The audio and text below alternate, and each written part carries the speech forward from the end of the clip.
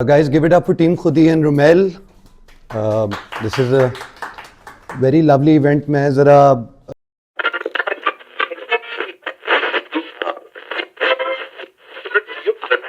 अभी इन्होंने जैसे बात की कि लड़कियों और लड़कों का जो तनासुब है यूनिवर्सिटीज़ और एजुकेशनल इंस्टीट्यूट्स में, मैं भी इस चीज़ पे गौर कर रहा हूँ। मेरे 4 बच्चे हैं, 2 बेटियाँ और 2 बेटे।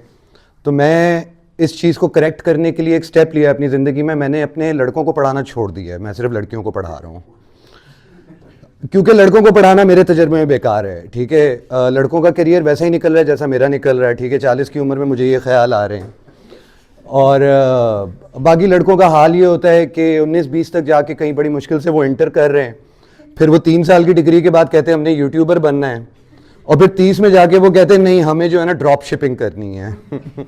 तो थोड़ा रिस्की काम होता जा रहा है। लड़कियां इस मामले में माशाल्लाह बहुत हुनरमंद हैं, रिसोर्सफुल हैं, बहादुर होती जा रही हैं, और सारे की सारी इन्वेस्टमेंट मैंने लड़कियों पे लगा दी है। अब देखते हैं उसका बाद में क्या होता है। मसला ये है कि अब अगर वो अब शादी करके निकल गई तो वो भी मसला है, मेरा ख्याल तो नहीं रख सकती, मुझे घर जवाई ढूंढने पड़ेंगे। लेकिन खैर, इससे आगे बढ़ते हैं। मुझे खुदी के इस इवेंट तक पहुंचने में, आज ट्रैफिक में जितना टाइम लग गया ना, मुझे अपनी खुदी ढूंढने में इतना टाइम नहीं लगा फॉर सम रीज़न। मैं बैरिया से निकला, और मैं जिस रास्ते से निकल रहा था ना, पहले थोड़ा सा आगे, अच्छा मैं ना साथ साथ, मेरी आदत है मैं जिस भी इवेंट पे जा रहा होता हूँ ना, तो इवेंट की थीम, उसका नाम, उसके जो पार्टिसिपेंट्स हैं, उसके हिसाब से ज़रा एक म्यूज़िक सेट लिस्ट क्यूरेट करता हूँ, और उसको सुनते हुए अपने आप को ना ज़रा माइंड सेट बना रहा होता हूँ। अब मैं जो गाना लगाऊँ ना, वो गाना लगा के मैं ट्रैफिक में फंस जाऊँ। ठीक है, एंटिटी पैराडाइम का एक गाना लगा बहुत पहले मेरे कॉलेज के ज़माने का, मैं रहूँगा हमेशा, और मैं वहीं बैठा हूँ गाड़ी के अंदर, मैंने कहा बाकी मैं यहीं रह जाऊँगा।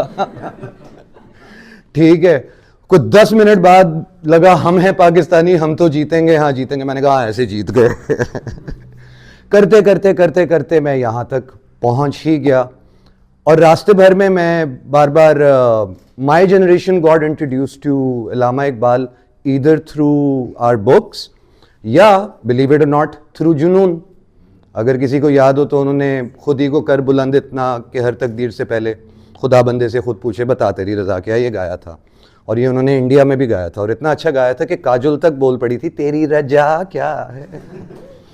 ठीक है, खैर पाकिस्तान में उन्हें फ्लैग मिलता रहा, लेकिन at the same time young बच्चे जो हैं थोड़ा इम्प्रेस हो गए मेरी तरह, लोगों ने पढ़ना शुरू कर दिया। तो पहली चीज़ तो ये पता लगी कि वो खुद ही नहीं था, वो खुद ही था। ठीक है, अब खुदी के ऊपर हमारा जितना ध्यान अल्लामा इकबाल ने दिलाया है, तो मैं कभी कभार ये सोचता हूँ अगर अल्लामा इकबाल आज आ गए पाकिस्तान में तो उनकी मुलाकात किन लोगों से होगी। होता है ना, हम कहते हैं मीट योर हीरोज़, बट अगर हमारे हीरोज़ हमें मिलने तो उनके क्या तासुरात होंगे। अल्लामा इकबाल आज के पाकिस्तान में आएंगे तो उनकी मुलाकात होगी डकी भाई से।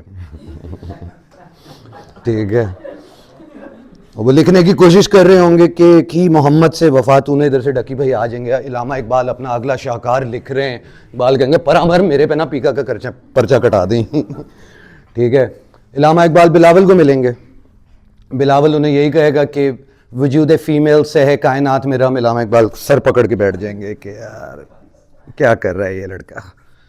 फिर अल्लामा इकबाल की मुलाकात होगी जेन ज़ी के मशहूर सिंगर हसन रहीम से, और हसन रहीम उनका जो शायरी है वो मम्बल करेगा। खुरत को गुलामी से आज़ाद कर, जवानों को पैरों का उस्ताद कर, पीछे हट पीछे हट पीछे हट। अल्लामा इकबाल कहेंगे ठीक है भाई, मैं मेरे पे पीका का पर्चा काट दो, मुझे जेल में डाल दो, खैर है। I think about this all the time कि आजकल हमारी ये एक डिस्कशन चल रही है कि हमें कौम को किस तरफ लेके जाना है। अभी पिछले दिनों की वो पोस्ट शायद ट्विटर पे आप लोगों ने देखी होगी, if someone remember the name, वो जेन ज़ी लड़का जो था जिसने एक आर्टिकल लिखा था, Nizamani I think, right. It was something about कि जेन ज़ी अब रिजेक्ट कर रही है, आप लोगों की बात नहीं मानेगी।